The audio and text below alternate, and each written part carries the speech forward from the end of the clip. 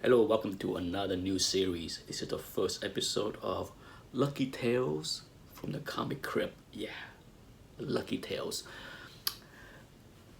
You know, for those that have been around my channel long enough, and even if you knew, eventually you will learn that I really don't work. I might work here and there, but for the most part, I am 90% retired, okay? I still do some work for my business once in a while if needed, if needed. But for the most part, I am 90% removed from the business. So I'm mostly retired. And for this series, it's gonna be some story, mostly stories. So if you care only to see books in videos and hate story, skip it, okay? It's not for you. You know me. I like to tell story. This hobby is more about stories than books for me. I don't really care about a lot of books, but I like to listen to stories, other people's stories. So, to get to where I am today, for sure, hard work, but luck. Luck has a component of my success. Okay, so and part of that success allow me to do what I do with the hobby. So even though this story for this very first episode is not related to comic books, the success of me is related to the story, and then everything about this hobby since then is because of the success and the story. So let's go on with the story. I graduated from Oregon State, okay, in 1993. And I love Oregon so much that instead of going back to Boston and try to get a job there where my families are, I decided to look for a job in Portland, Oregon. And if you know, Portland, Oregon is not exactly a big financial hub, okay? But I want to give it a shot, I want to work something related to investment, something related to the stock market. My long-term goal at the moment, at that time, was to be a portfolio manager, to be a stock analyst, something like that. So I looked at the classified ads in Portland, Oregon, and I saw an ad for a position. It's more like an IT position, okay? It's not exactly what I'm looking for, but it's an IT position for a firm. And the name, I'm not gonna specify the name for a specific reason, which you will learn later. But the names sound like a investment firm, private equity, for those that know private equity, but it looked like investment related. So I'm like, why not? Why not? So I applied for the job, and I got the interview. I rented a car and drove from Corvallis, Oregon, where the school was, to Portland for the interview. And the firm was very small, very casual. Okay, there's like one, two, three, four. It's like seven, five was. There's like six people in the firm. Everybody dressed business casual, no suits. Very small offices. There's like four offices, and then the reception area. And I learned quickly that they are not really an investment firm, but they are an accounting firm. It's a firm that specializes in forensic accounting. And just to give you an idea, okay, this firm was started in 1989. Okay, so now it is 1993, and the computer is still not network for the 4 or 5 people, accountants. It's like 3 CPA and 1 lawyer and 1 retired stockbroker, and they do accounting for security lawsuits. Okay, at the time they were handling a lot of the lawsuits that had to do with the 1987 stock market crash. Okay, but the 4 or 5 computers in the office are not even linked together. For them to share a file, they had to hand each other floppy disk. Okay, that's how old school this place was. It was owned by a father and son. Okay, and so not that I was trained in IT.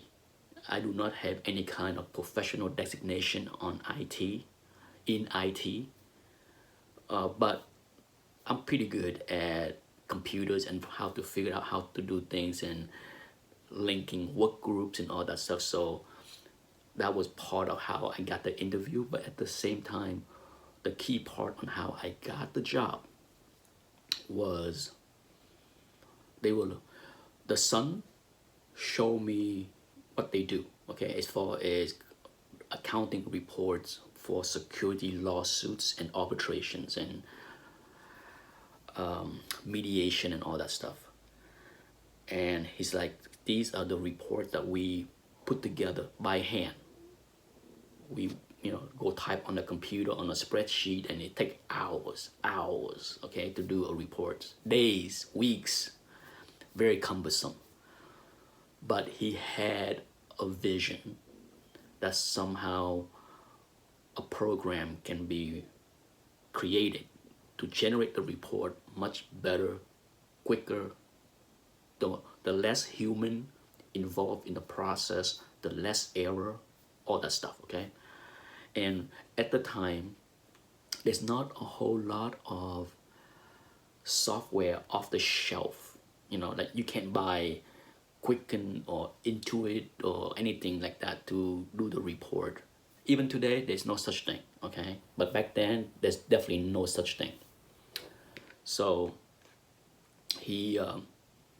so I told him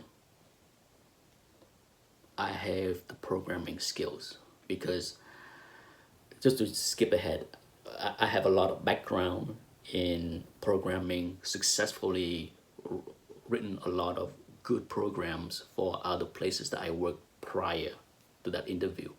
So I said, I can do it. From what they show me as far as the reports, it's accounting. I, I'm, I believe I can do it. The son has already started some programming, but it's not his strength. Plus, he's not really like, he doesn't want to do it. So it's like, okay, this is kind of like the bare bone stuff that I put together. You can use it, scrap it, or start something else. Let's jump forward 2 years, okay? So I got hired. I spent 2 years writing the program, okay? Testing it. Roughly 2 years later, the program was finished and we launched it, okay? And it was phenomenal. The software worked like a charm.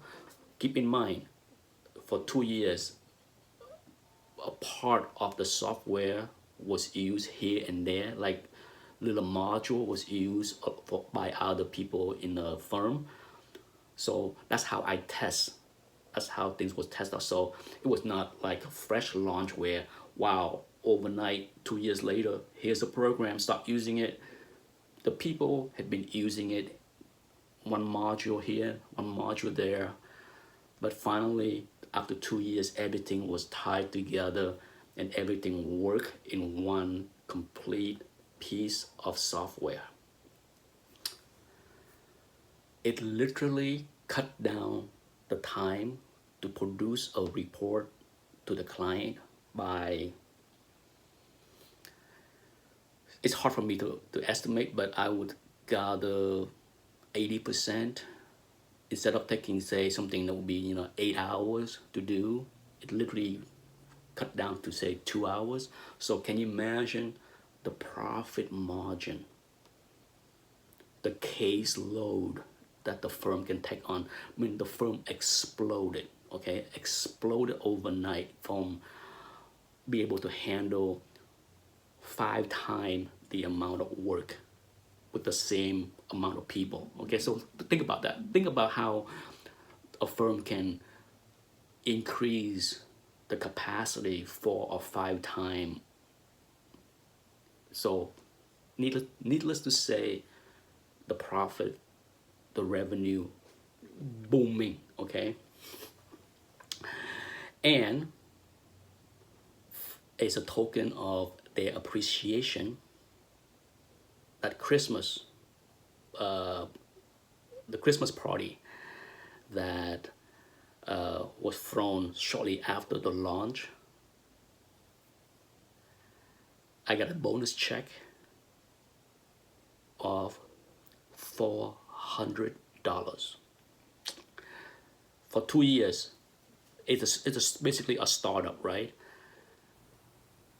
I was making $40,000 a year. Okay, so trust me, with an MBA, earning $40,000 a year is nothing. So I was looking forward to become something much more as far as what the software can do for me and my earning and wage and partnership even with the firm, because it's a big deal, right? $400. The owner of the firm, when he handed me the bonus check, even said this exact sentence. Yeah, that sentence is burned into my brain. This right here is a nice chunk that you can use it to buy a plane ticket to fly back to Boston to visit your family. Yeah, he said that. He said that.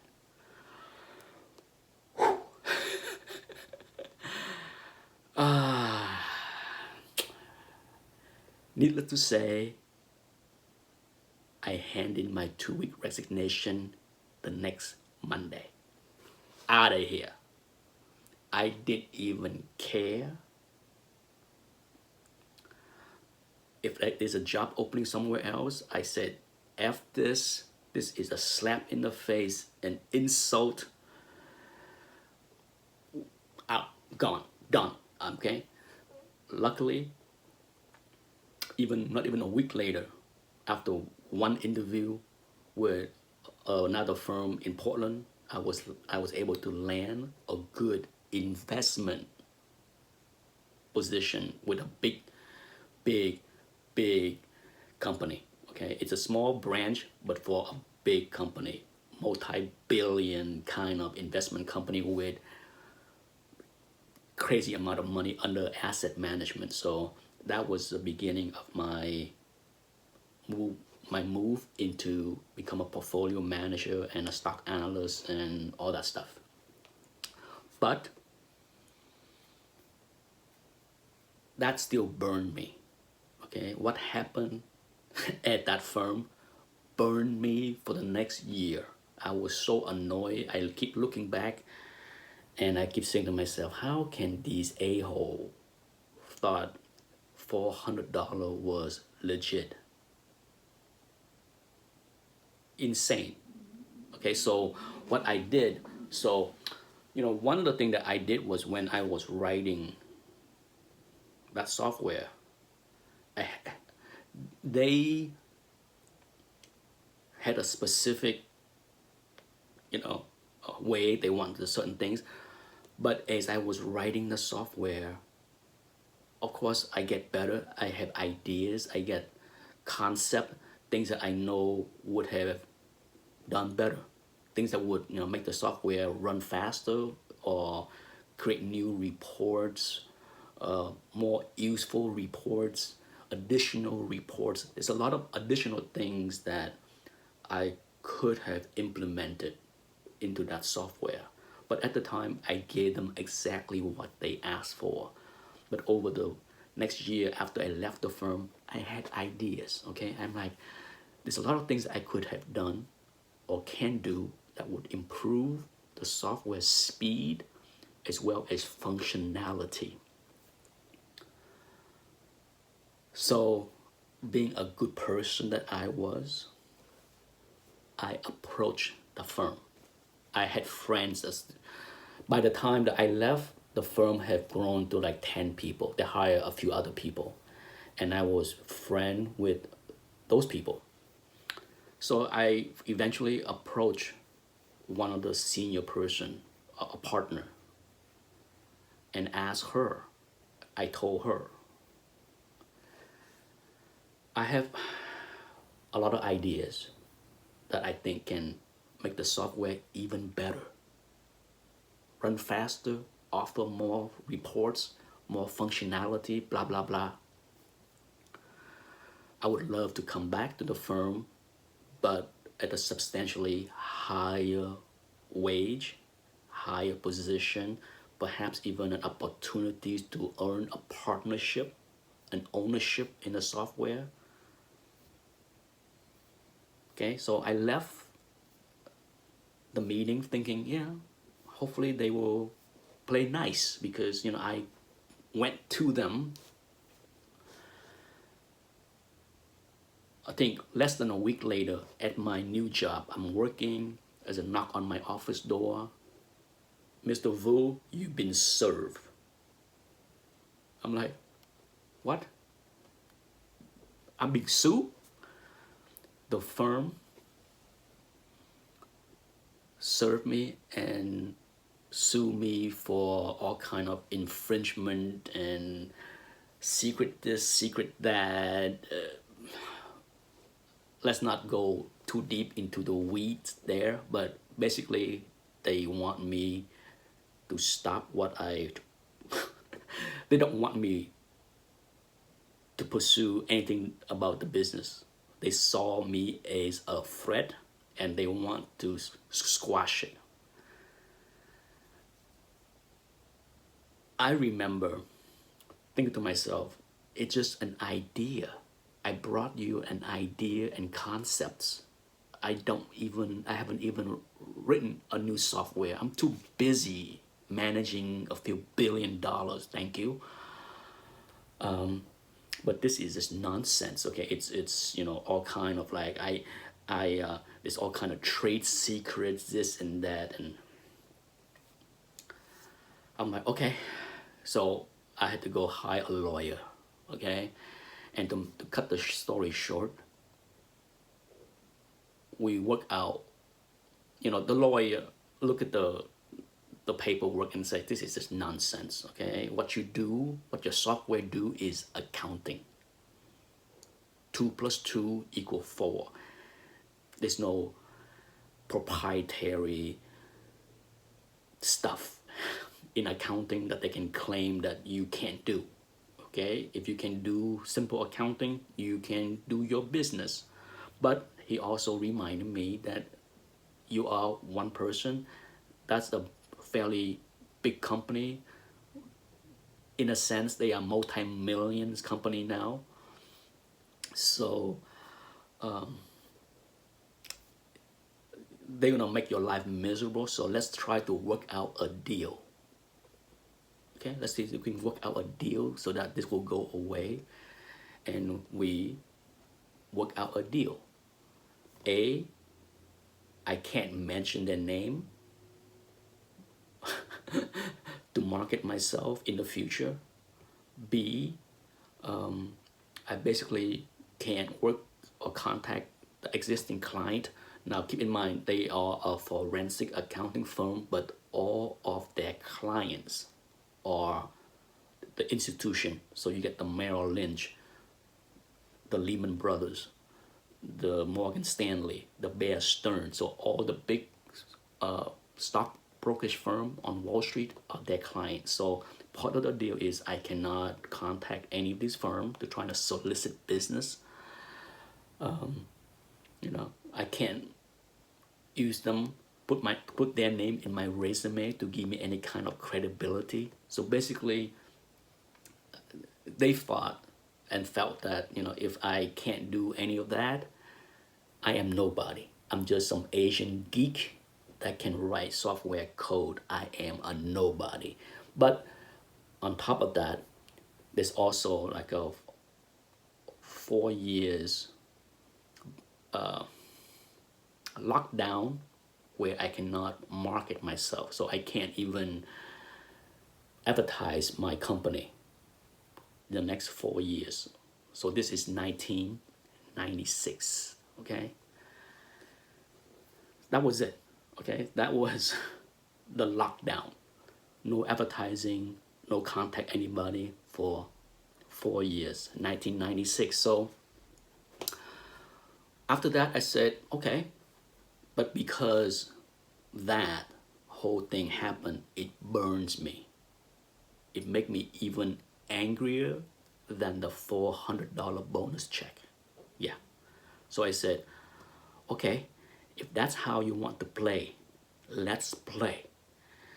So in my free time, between me working 80 hours a week, having a couple startup, and study for the CFA and passing the CFA test and all that stuff, guess what? I wrote another software in my free time. A better software, as I knew I could.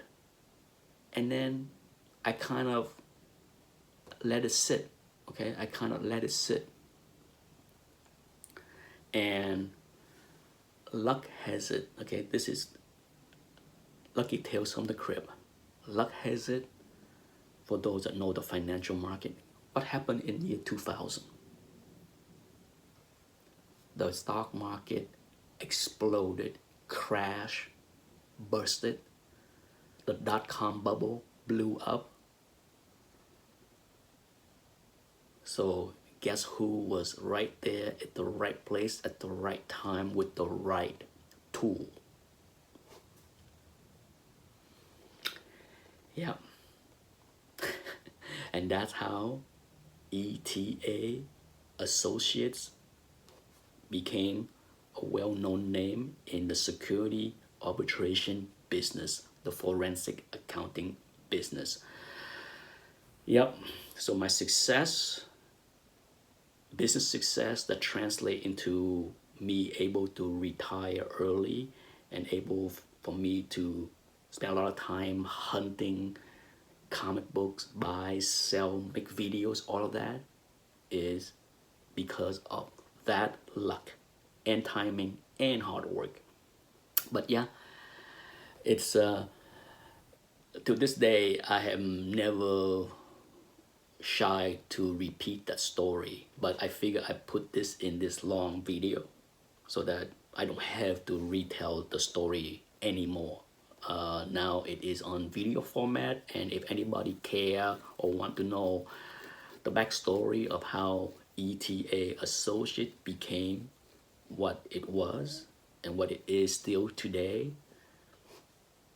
I can just tell them to go watch this video. A cliff note, that firm that I worked for back in 1993, 1994 eventually sold to a bigger company, okay, back in 2000 something, for over 100 million, I believe. I could be wrong, but I remember seeing on the news it either over 100 million, but it's been so long. In my mind, it's like, is it 100 million or more, or 73 million or more? I can't remember. All I know was it is at least 70 something millions or well over 100 million. I'm too lazy to look it up, but that's how big that business. At the time when they sold the business, I was told there was literally 100 people working for that accounting firm. Yeah. So yeah, ETA Associate is nowhere as big, nowhere, okay? But that's because of my personal choice, okay? I'm not easy to work for. I'm pretty content doing what I do. the way I do things, and the few people that was able to put up with me over the past 20 years are still around. They live a good life. I live a good life. We don't need to grow into a 100-person firm. And that's it from this long video of Lucky Tales from the Crypt. If you make it this far, thank you for watching. Now you know. Bye-bye.